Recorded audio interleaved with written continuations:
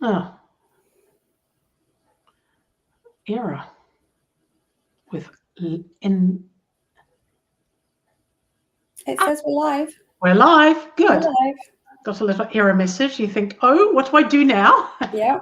So welcome anybody listening and anybody who's going to watch the recording of this.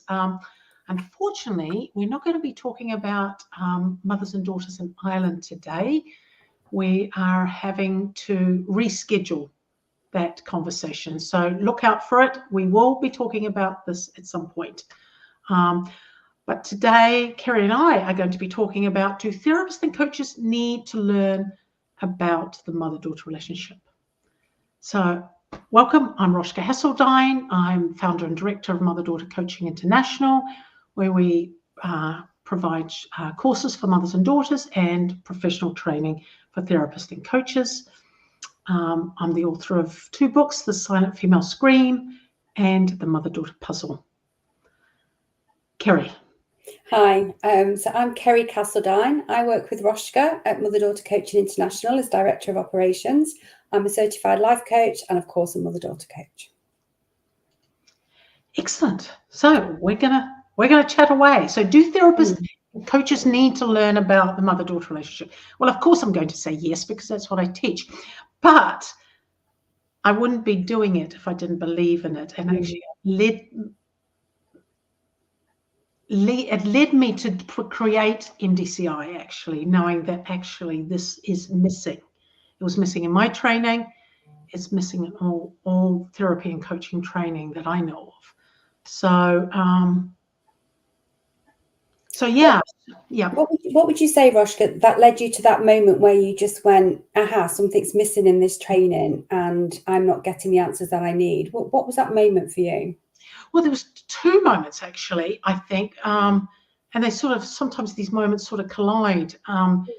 So what actually led me to actually get up and actually create MDCI was a life-threatening illness.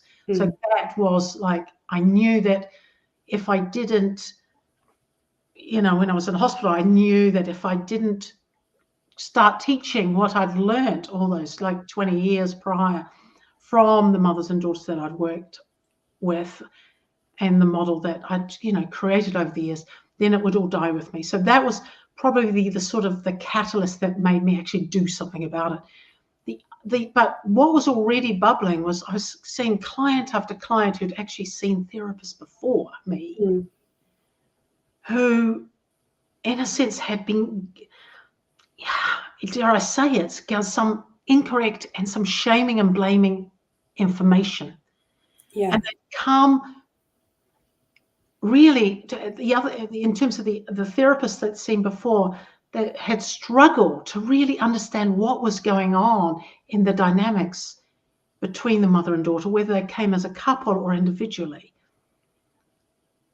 And they often came there's something, there's something, I did something wrong. I've hurt my daughter, or mum is narcissistic, whatever, with a whole lot of diagnoses and labels that in many cases were incorrect. Well, my example was, and I think I mentioned this before with you, was, I had a good relationship with my mum, but also a difficult relationship at the same time, a lot of us can understand and appreciate. And I saw a psychotherapist years and years and years ago because I wanted to understand what was going on. But that's my thesis in life. I need to understand things. I want to know the whys and the wheres, and that's why I'm constantly learning. And for me at the time, he gave me a picture of a cartoon with a voice coming out of her head, and that was my mother's voice, and it was coming out of my head. So what I was projecting was my mother's voice, which to a degree I understand, but there was also a lot of mother blaming and mother shaming in there. So I remember leaving that session not fully understanding why it was still going on, not fully understanding why it had happened in the first place and what the reasons behind it was, but feeling even more angry towards my mum, actually. And the pendulum swung the other way. And I remember backing off and, trying to figure things out. And it was, looking back at it now as a mother-daughter coach, actually it was very harmful. Yes. It was very harmful to the mother-daughter relationship that I had with my mum. And it's only really by doing the mother-daughter coaching and going through the process that I can actually, I mean, you know, bless her, she's gone now, but I can actually go, I forgive everything. I understand it all. And it's so incredibly freeing. Yes. Yes. What you deserved at that time was to understand not only, so yes, you probably were hearing some of the messages that you'd inherited from your mum. Yeah. Such a big picture of that. Understand, where did your mother get those messages from in the first place? What had happened in her life that made her messages of often fear, or I shouldn't, I mustn't, I can't, I'm not allowed. All those messages, where did they come from? And what did she experience? How did she get that message in her head? And why did she develop those maladaptive attachment behaviors? Where did they come from for her? What led her to do that? What you know, it's just incredible, actually, when you look at the lives of the women before us, to understand what it's all about. Yes. I mean, I remember going to a therapist in Nottingham who labelled my, and actually in New Zealand too, labelled my mother's, you know, like the conversations I'm talking about, this was many, many years ago. I was 30 when I left New Zealand, and so it was in early days in Nottingham. And the therapist, like, oh, you know, was painting my mother in very negative light in terms of how controlling she was, but they had no idea. They didn't inquire about why my mother needed to have this much control. They were just, that was it. End of story. Whoops, Kerry, have you frozen? Oops, Daisy.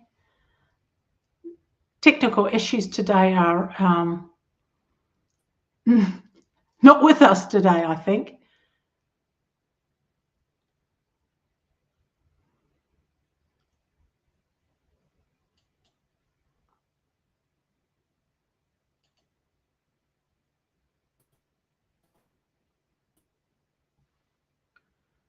Right. I think I'll just carry on. I'm sure Kerry will be back any minute. There you go. I think she's just left. She'll be back in a minute.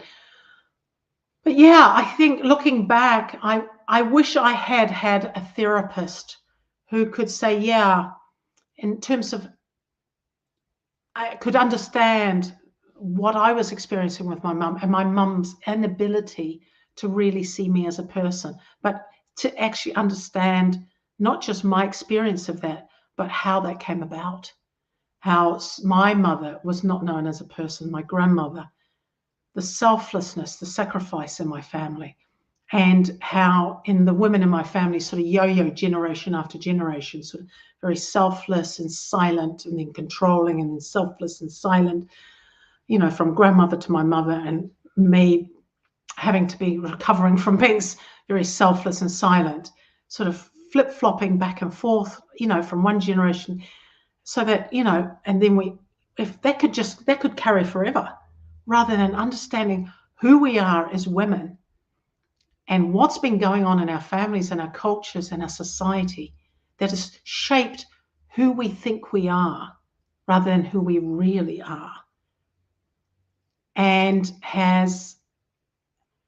the impact on this, and how our family dynamics, and the sexism, and particularly the patriarchal, the misogyny, and the beliefs about what it means to be female, the sexism about the sexist expectations on women, and how that harms our voice, our sense of self, and creates conflict between mothers and daughters.